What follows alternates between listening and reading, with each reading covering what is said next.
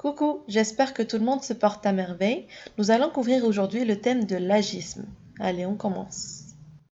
Avez-vous déjà entendu parler de ce terme?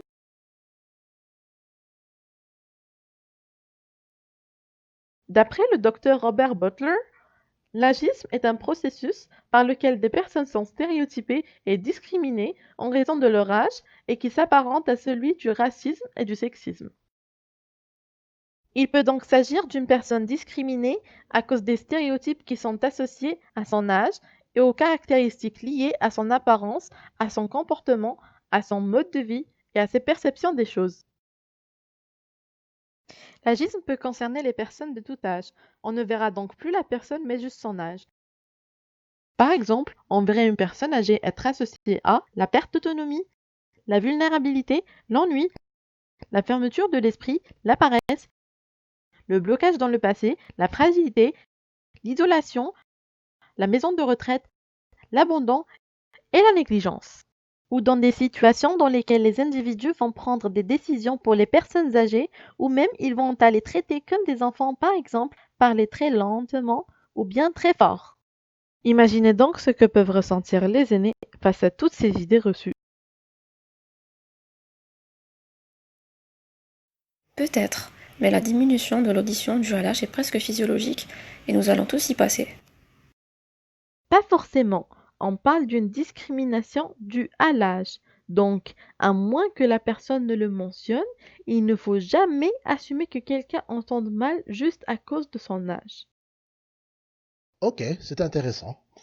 Mais avec l'âge, il y a des changements dans notre corps et c'est normal. Absolument. Cependant, ces changements ne font pas de nous qui nous sommes.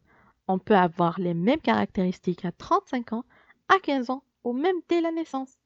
Par exemple, les personnes atteintes de poliosis qui s'identifient par le fait de naître avec une mèche de cheveux grise sur la tête.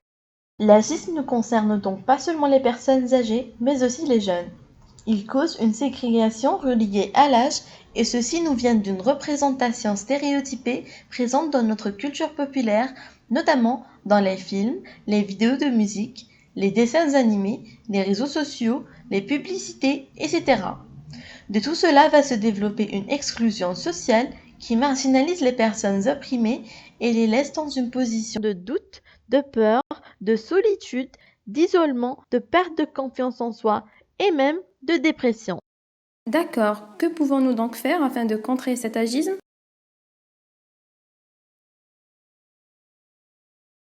Bonne question.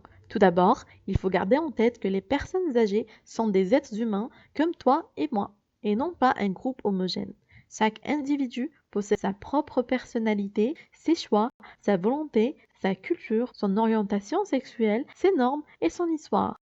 Il faut comprendre qu'il y a plusieurs personnes âgées qui pratiquent du sport, font du bénévolat, prennent soin de leur famille, sont douées dans une activité artistique et sont parfaitement autonomes.